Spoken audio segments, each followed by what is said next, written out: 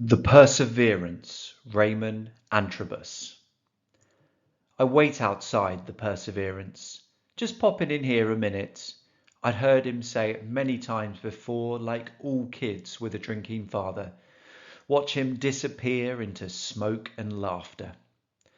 There's no such thing as too much laughter, my father says, drinking in the Perseverance until everything disappears. I'm outside counting minutes, waiting for the man, my father, to finish his shot and take me home before it gets dark. We've been here before. No such thing as too much laughter unless you're my mother without my father, working weekends while the Perseverance spits him out for a minute. He gives me 50p to make me disappear. 50p in my hand, I disappear like a coin in a parking meter before the time runs out. How many minutes will I lose listening to the laughter spilling from the Perseverance while strangers ask, "Where is your father?" I stare at the doors and say, "My father is working." Strangers who don't disappear but hug me for my Perseverance. Dad said this will be the last time before, while the TV spilled canned laughter.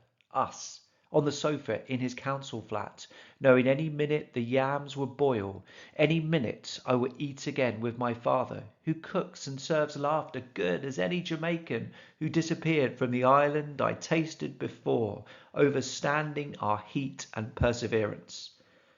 I still hear popping in for a minute, see him disappear. We lose our fathers before we know it. I'm still outside the Perseverance, listening for the laughter. In this poem, a little boy spends copious amounts of time waiting for his father outside a pub called the Perseverance. The father claims he's only popping in, but ends up leaving his son outside on his own for hours and hours. He occasionally pops out and pays off his son with 50p to buy, presumably, sweets. However, he is there long enough to be pitied by strangers, who question then hug him. The persona clearly has ambivalent feelings towards his father. On the one hand, he seems to criticize his fecklessness, as seen in the implicit suggestion that his mother has had to struggle to support the family whilst he drinks. On the other hand, the closing stages of the poem reveal that the father has died, leaving the son missing his voice, presence, and laughter. The Perseverance is the name of an actual pub in Hackney. Yes, I was rather surprised too.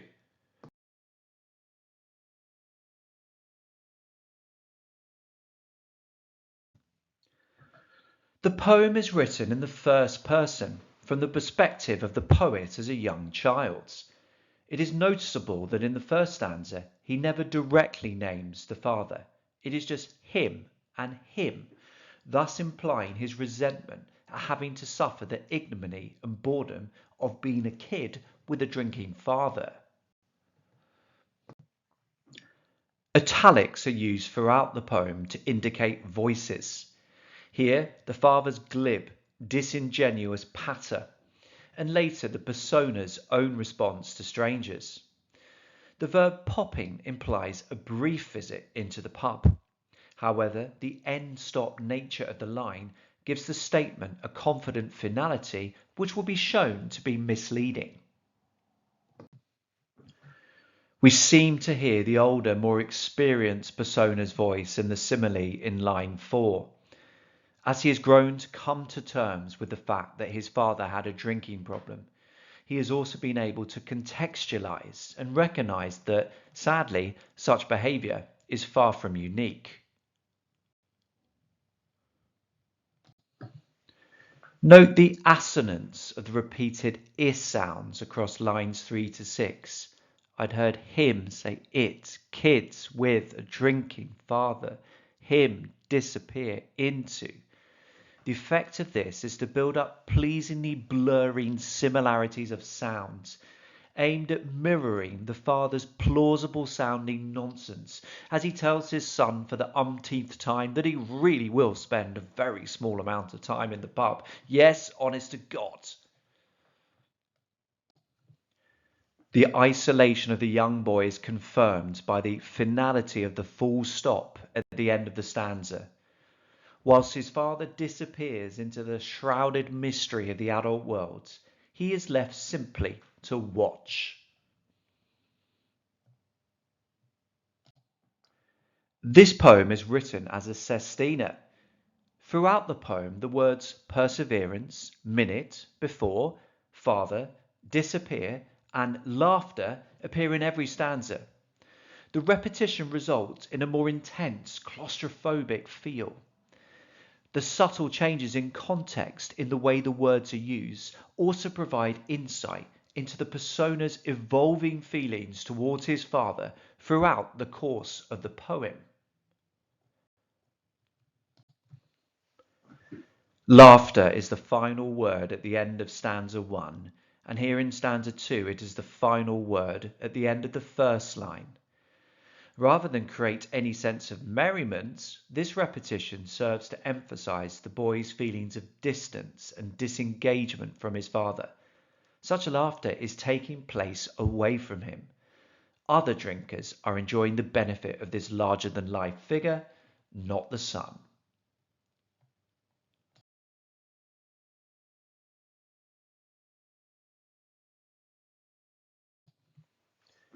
In the second stanza, the persona shifts from the more aloof detachment of pointing out that all kids with a drinking father get used to disingenuous comments about their pub visits, to describing his own father as drinking in this particular pub. The use of the first person possessive determiner my is also an upgrade from him, revealing his own desire to love his father, to take pride in him, to spend time with him. Hence, perhaps, the evolution of the verb disappear. Previously, it was about irresponsibility. Now it hints at difficulties within the father's life that could temporarily be quenched by copious amounts of alcohol. Might these difficulties be related to racism?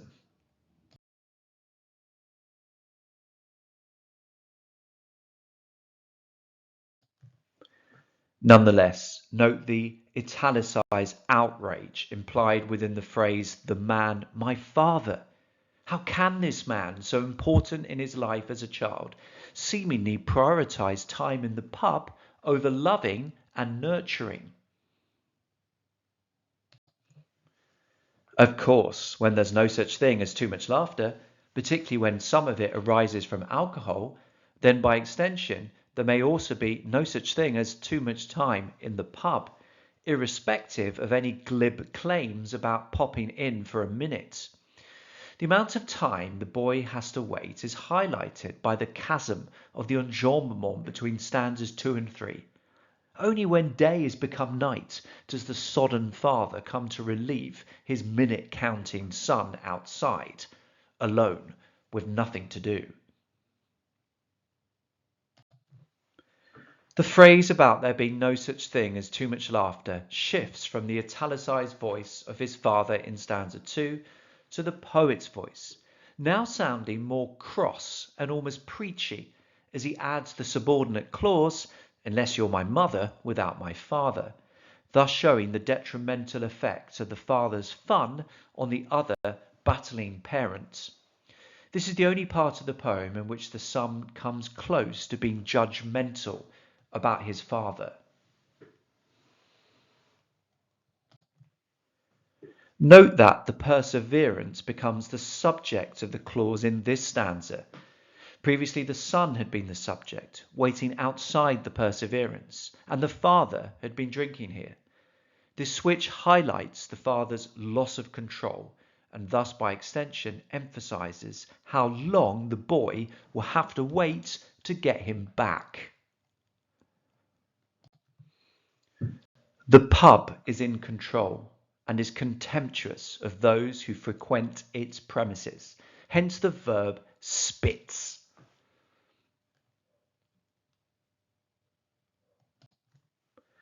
I talked earlier about the way the repetitive format of the sestina allows us to chart changes in the way the individual words are used. Note here the evolution of minute, which ironically suggests anything but.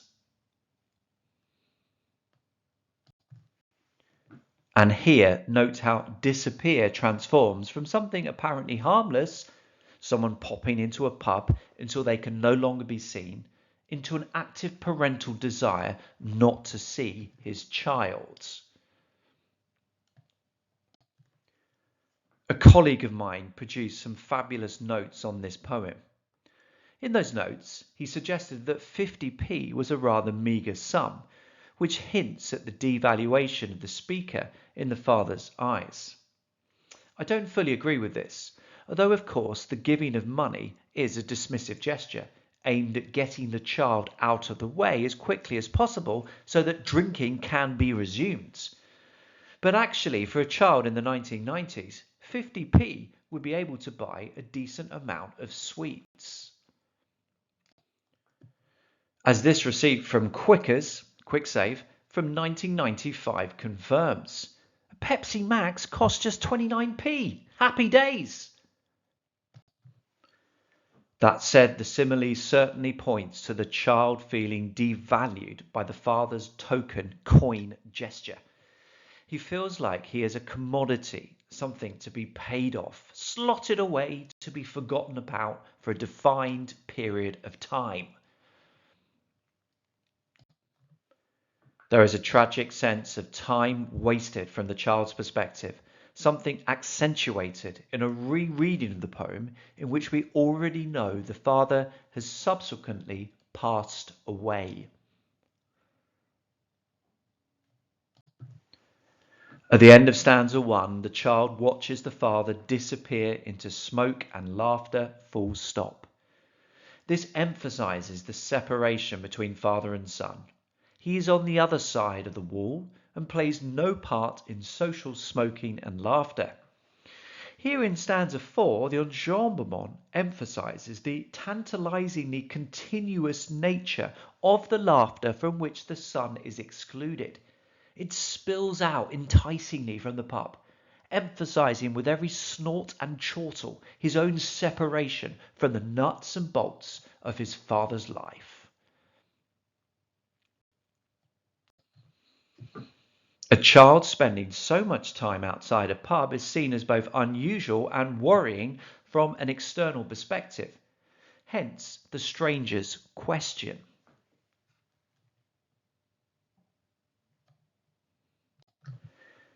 Yet the son tries to behave like a strong adult rather than a vulnerable, yearning child. He doesn't make eye contact with the strangers, but instead stares at the doors of the pub. The caesura, post-excuse, reflects the boy's stubborn desire to protect his father and ensure no further intrusive, embarrassing questioning.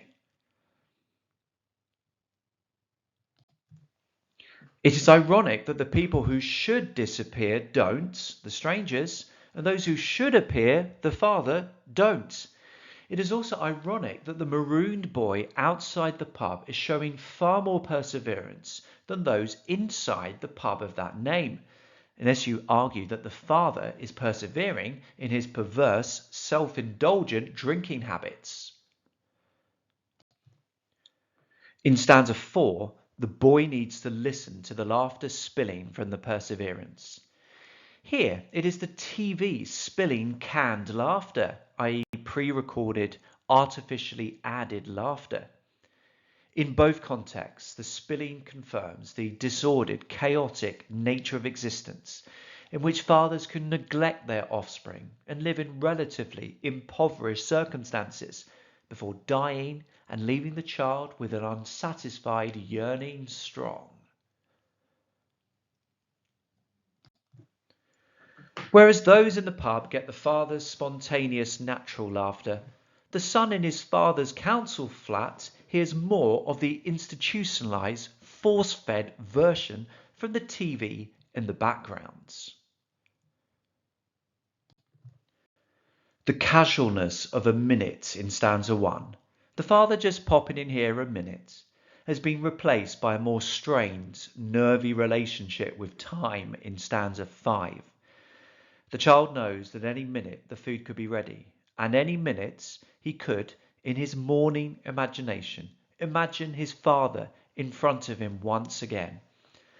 The enjambment between stanzas reflects the empty chasm in the persona's life, now that his father has passed away. The persona's father, when not in the pub and probably being berated by his son's mother, was capable of competent parenting.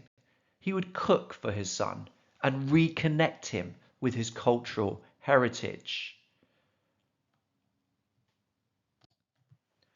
With the father now passed away, the son can retrospectively show pride and love towards his imperfect male parents. No indignant italics here, just loving acceptance of my father.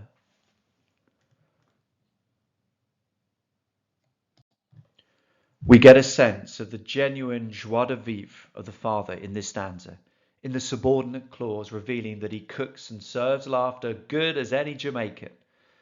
This both implies joy-giving culinary expertise, but also the ability to infuse others with happiness and vibrancy.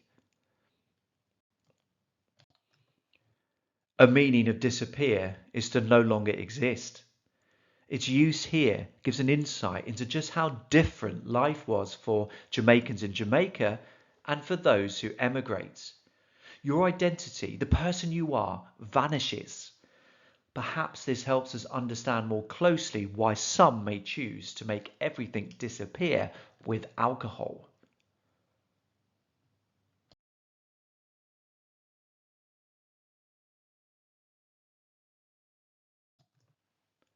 With the father now passed away, is the son to some extent paying homage, showing respect to his father by reproducing his Rastafarian dialects, seen not just in the verb overstanding, but also possibly the idea that he cooks and serves laughter good as any Jamaican?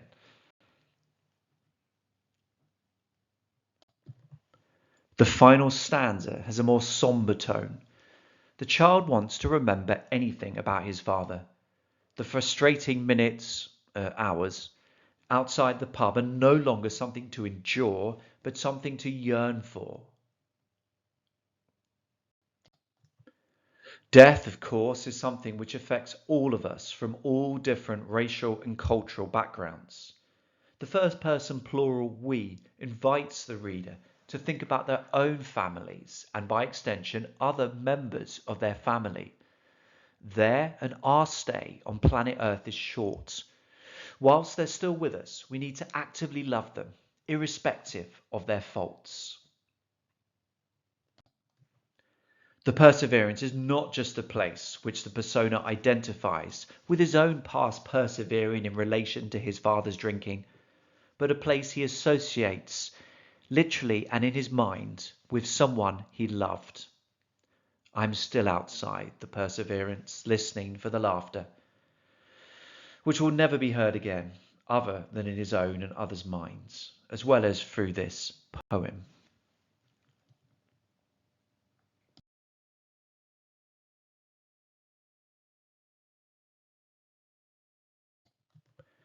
Time for you to think, to plan, to focus sharply on how this poem presents a difficult relationship. Topic sentences and quotations, please. Yes, pause time.